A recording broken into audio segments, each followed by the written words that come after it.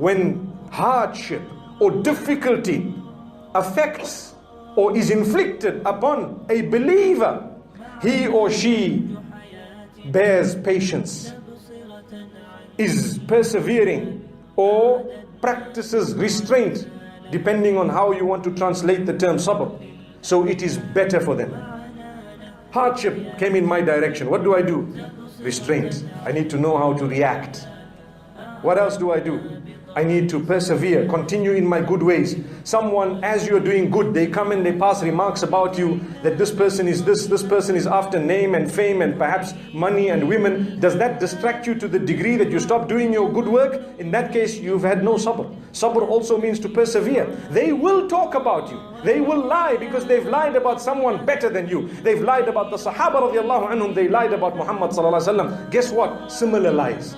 If you take a look at what people would generally say about anyone who is successful, those are similar things they've said about Muhammad sallallahu alaihi wasallam. Not very different. Why? Because Allah wants you to succeed. Allah wants you, as part of your test, to persevere. If you stop, throw in the gloves and walk out of the ring, do you know what? It means you were never cut for it. You've given up. Someone says, for example, imagine I'm reading salah, and I go into ruku' and I try to make my back as straight as possible because that's the sunnah, and two people are nudging each other on the side, and I happen to overhear it. And what happens is they say, look at this guy showing off. And I decide not to read salah again. How foolish is that?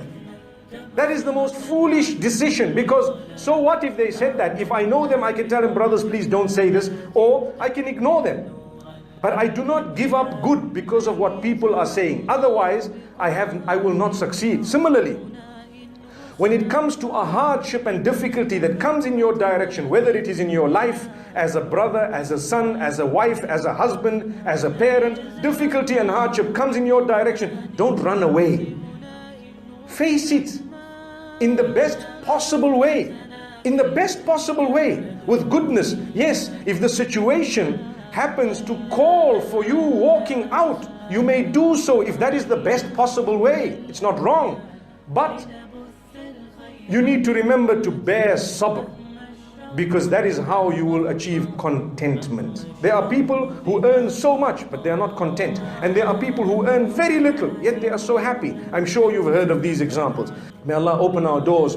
Once again, I call on myself and yourselves to develop taqwa Allah, to become conscious of Allah. Be mindful of the day that you're going to meet with Allah. And remember, there are deeds you need to do that are secrets between you and Allah that are good.